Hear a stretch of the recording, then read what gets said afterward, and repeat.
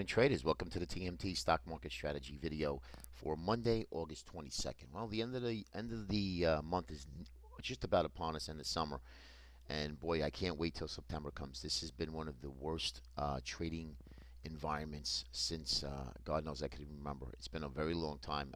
Markets have literally grinded higher from the Brexit lows, shot up for four days straight with gap ups, and then we've gone sideways for 15 out of 16 days, and then we shot up again for another 2 or 3 days, and then we've gone sideways yet again. And every time the market tries to sell off, the markets buyers at dip step in, so which is fine, and that's what we've been dealt with, and pretty much every summer is like this. But this is just the extreme, though. This is really crazy.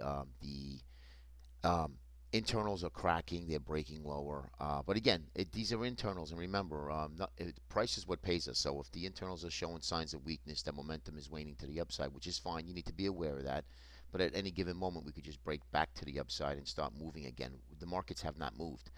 There's no movement at all in the markets, other than 3 4 points up, 3 4 points down.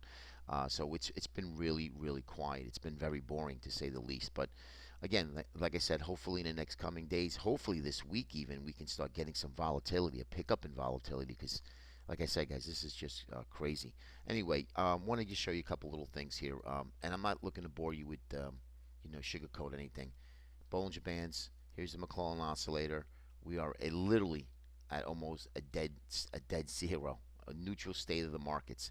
However, when the Bollinger Bands start to come in like this, that's telling us we got energy building here. So we could get an explosive move to the upside and or downside. But what this is telling me is that there's plenty of room to run wherever this market wants to go, up or down. There's plenty of room here before we become overbought or oversold. Okay. Now that's the McClellan oscillator. Next, I just want to show you volatility again. It's just insane. I've never seen anything like this in a very long time. It's been a very long time. I should rephrase that. But you can see here we are literally at extreme complacent levels. And what I mean by that is you have to be careful, because at any given moment we can get volatility come in, and then the ATR starts to spike up higher.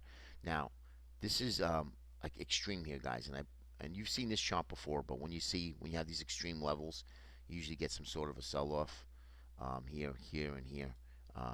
Now down here as well. So now we just want to wait to see that little turn off. And even here, this was the Brexit move. So watch volatility, because volatility is telling us that you have, use caution in the markets. Here's the VIX. Same thing. You can see here the Bollinger Bands are pinching. We do have positive divergence in the RSI, MACD, the CCI indicators.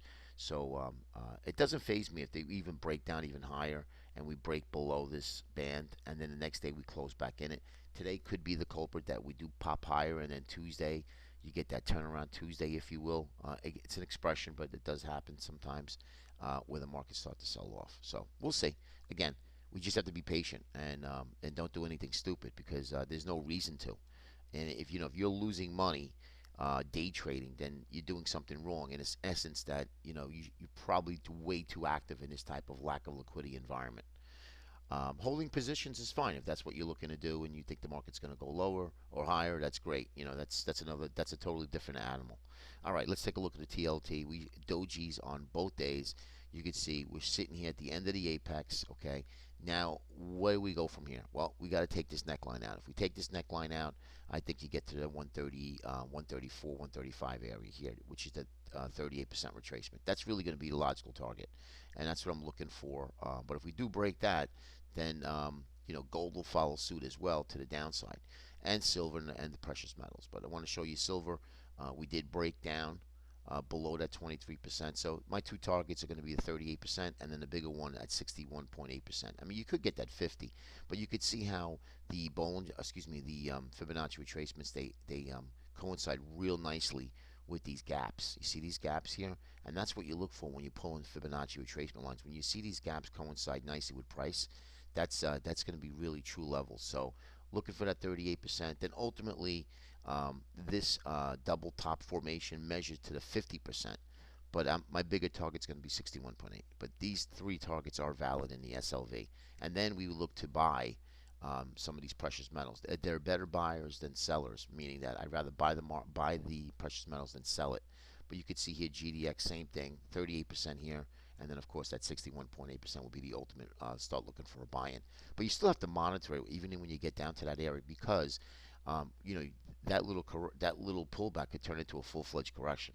All right. Remember, we haven't had a pullback since the start of the year. So just something to think about, all right? And I want to show you these levels here. You guys get this at the premier video subscribers, and we break that down into an intraday chart, so you guys can trade these levels intraday. All right, GLD, same thing. You can see that here. Double top formation, looking for that 125, and then ultimately way down here at that 61.8% retracement of 120 and a half. You can see that the RSI MACDs are starting to wane here, so it looks like that's where that does look like where the precious metals are headed. All right, spiders. We'll go right into the indices. The S&P 500 ETF. You can see we do have 5 waves, and we just don't know when is this going to complete the 5th wave. You could see we went sideways, one gap up, and sideways yet again. So it's been pretty dismal, pretty much all of July and all of August so far, and there's no volatility here. So that's when the markets like to fool the masses. So I just use a little word of caution here. All right, I wanted to show you the 60-minute. We did have that big bearish rising wedge measures down to about 215, 216. We got a little bit down there, but came right back up again. We were short, the markets ended up starting to get short for the day, and then we started to rally, and we took back all of the losses and being down nominal. So, again, crazy market, guys. Transport, same thing. You can see here 2 days consolidation, which is a good thing for the bulls. And you can see we broke that downtrend channel in RSI. MACD's trying to do the same. And now the next test is going to be the swing high here, that local swing high at 144.50. All right, that's going to be in the transports. IWM, same thing. We shot up, we went sideways, we shot up again and went sideways. Really, guys, nothing to talk to you about here. This is really quiet trading here. And here's the transports. We just showed you that. And last is going to be the Qs. Now, the Qs are in an uptrend channel, and we did try to break that, and then started to sell off, and then came right back again. You can see volume picked up ever so slightly, but I mean, this is like holiday trading for the last 6 weeks. And you can see here we're just stuck in this range. So we either need to take out this high just to go to the upper end of this channel, or start to break out and take out that 21-day moving average to get right back to that proprietary price channel. Okay, but guys, pretty quiet today. Pretty quiet of late. So let's see if we get some volatility coming in this week. We really could use it, and it would be welcomed. That's for sure. Have a great day, everybody. See you tomorrow.